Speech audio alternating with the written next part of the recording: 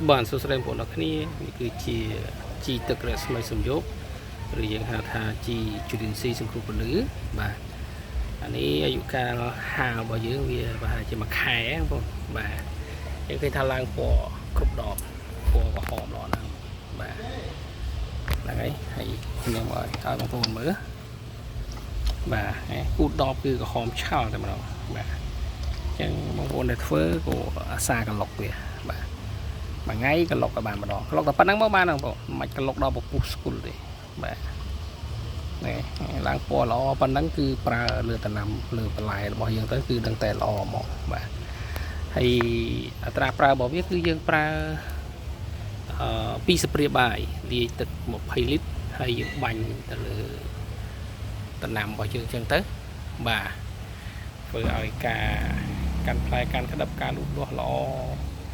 អញ្ចឹងទៅបាទហ្នឹងហើយអញ្ចឹងយើងអាចស្រោចបានហើយបើយើងស្រោចយើងប្រើវា3 ស្ព្រាបាយលាយទាំង20 លីត្របាទយើងអាចស្រោចពី3 ថ្ងៃទៅ5 ថ្ងៃម្ដងបាទអាចលាយទឹកដើរស្រោចក៏បានឬបងប្អូនដែលមានប្រព័ន្ធស្រោចស្រពដោយប្រើឧបករណ៍បឺតជីយើងអាចលាយជាមួយ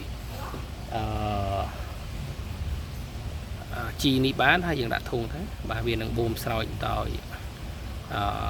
អូតូតែម្ដងបាទ